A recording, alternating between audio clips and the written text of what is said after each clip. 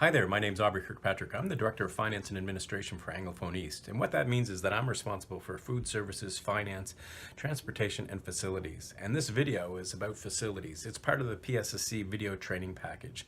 And so we're hoping that we're going to be able to give you some information that you will find useful as your role in PSSC when it comes to facilities. So our presentation is going to be a part video, part PowerPoint, and it's entitled Everything You Always Wanted to Know About School Facilities. And we're going to try to cover topics such as safety is our number one priority for our facilities team.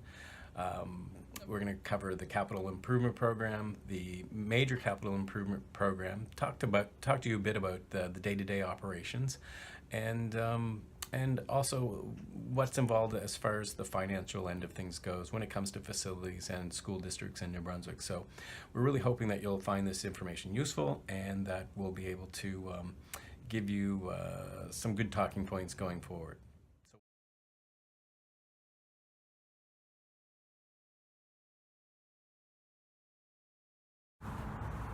Hi there. So how did you make out on that quiz?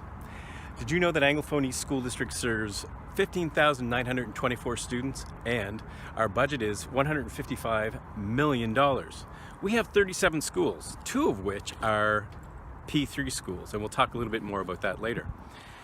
We also have 9% of that $155 million that goes towards funding facilities. That's approximately $13.5 million. Our facility staff is approximately 155 strong.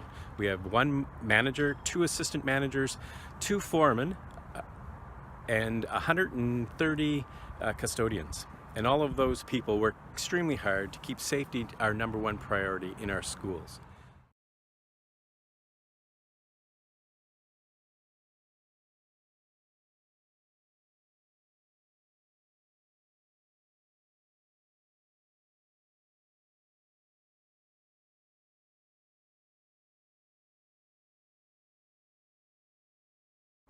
Hi there. So let's talk about day-to-day operations with regards to facilities. Our facilities are managed by the facilities department that we talked about a little earlier. The facilities department is made up of a manager, 2 assistant managers, maintenance foreman and a custodial foreman, and a facilities clerk. These folks work diligently to ensure that there's proper training, proper equipment, and supervision to make sure our schools are as clean as possible. And we think that the Anglophone East School District has the cleanest schools in New Brunswick.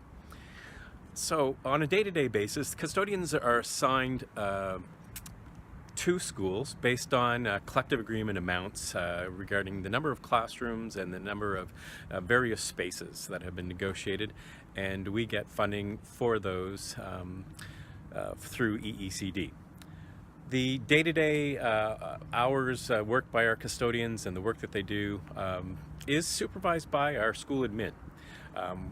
We at the district provide support, and when there are issues and things that need to be looked at and possibly rearranged, our custodial foreman and our facilities people are there for the help. When schools need work done, minor repairs, we have a minor repair crew of about 17 individuals, from carpenters to electricians and plumbers, etc., that are at the disposal of our schools. And we are constantly triaging work orders from schools to get that work completed. Our minor repair budget is in and around $800,000. So that's not very much when you think we've got 37 schools whose average age is 48. So usually that money is spent in and around November or December, and we still have 3 more months of the school year to go. So it's a challenge, but our folks are up for it. Our minor repair guys are fantastic. They do a great job at keeping the schools operational.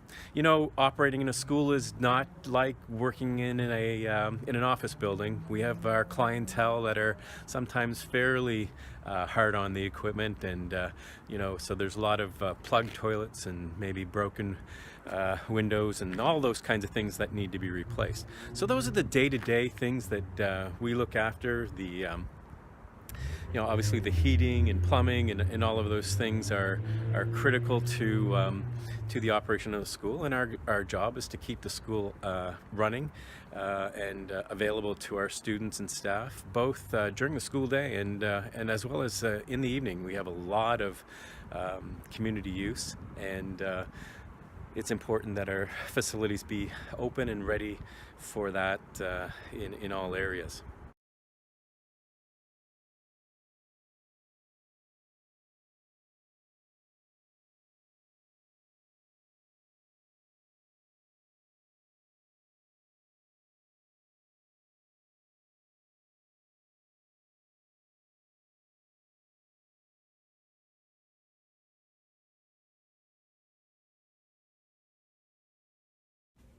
So let's talk finance for a second. Anglophone School District has a budget of $155 million. Of that $155 million, 67% goes to regular instruction. 67%. The next largest comes in at 10%, and that is for education support services. Now, facilities is the third largest expenditure in this plan at 9%. And that is roughly $13.6 million. Then we've got these other ones rounding it out, 6% for employee benefits, 5% for transportation system, and 3% for the Office of the Superintendent. So of the 9%, the 13.6 million, what do you think is the largest area of expenditure? Yes, you're right. It is 48% on salaries for our custodians and our minor repair people. Then the next largest piece at 29% is, yes, that's right, utilities. Utilities comes in at 29%, and that goes for heat, light, propane, wood pellets. We've got it all.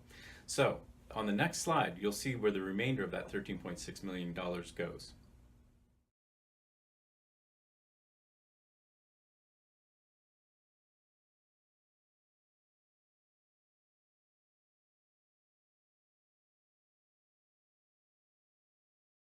So let's talk about school capital improvement projects.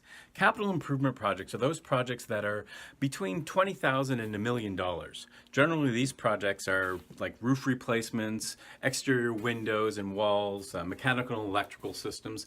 These projects are too big for our minor repair budgets, so they go onto a capital list, which is called the School Physical Plant Database. Right now, AESD has approximately 450 projects, and they total well over $60 million. So projects get added to the capital project list by virtue of a number of ways. First of all, it can come directly from the school admin, or the school custodian. We certainly have a lot of our minor repairs people with their eyes on the facilities, our facilities team also.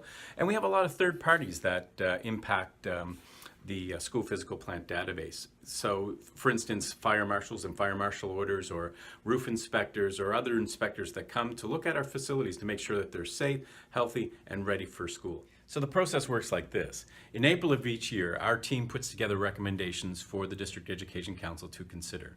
They usually get that in May, and in June they make their recommendations to the Minister of Education. At that point, the Department of Education has received all of the projects from other districts, and then they're working within the budget that they've been given, and they start selecting projects. Those projects are then announced in December or January by government. And at that point, the Department of Transportation and Infrastructure starts their process of design and tendering the projects. They are also responsible for the project management of the projects through the summer. And we are at the table representing district interests. But at the end of the day, the Department of Transportation and Infrastructure is responsible for those projects. Going back to the first step in that process is, how do we make the recommendations that go to council? Well, the first thing that we do is make sure that all the projects that have any kind of impact on health and safety are at the top of the list. The second thing that we're looking at is projects that are essential to long-term functioning of the building. So if we don't do a particular project, it may force a facility shutdown. And thirdly, we look at important projects that would negatively impact teaching and learning if they weren't completed. So, as I mentioned earlier, the project list is at $61 million, and we get roughly $2 million a year in capital improvement projects. So, as you can imagine, with schools in the 40 to 50-year-old range, we're adding projects every year. So, we're really not getting ahead as much as we would like to. And this is the situation across New Brunswick. But we continue to do the best that we can with the resources that we were given.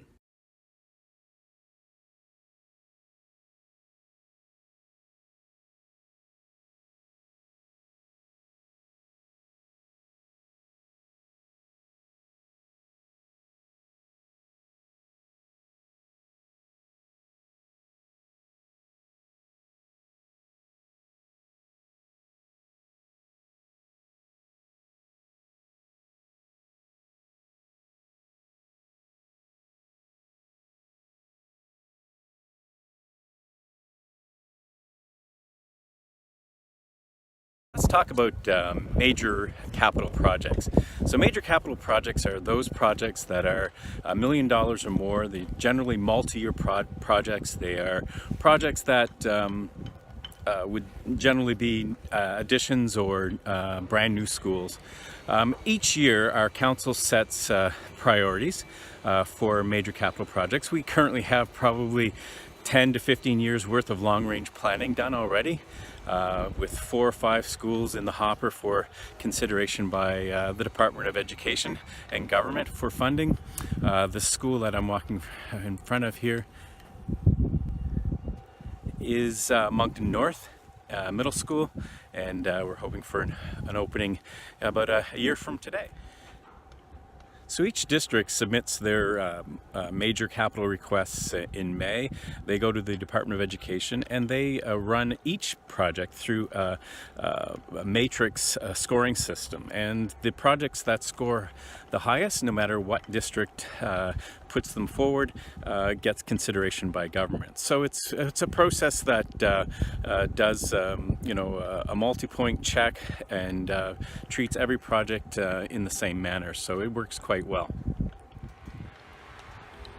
So Anglophone East has been very successful over the last 10 to 12 years. We've managed to get 4 new schools within our district, and as I said earlier, we're hoping that the projects that we have put forward with regards to Bessborough, Hillcrest, Salisbury, Birchmount, Sackville, the East End. There are a number of projects that we have planned that we're hoping will get scored well and see them come to fruition in the near future.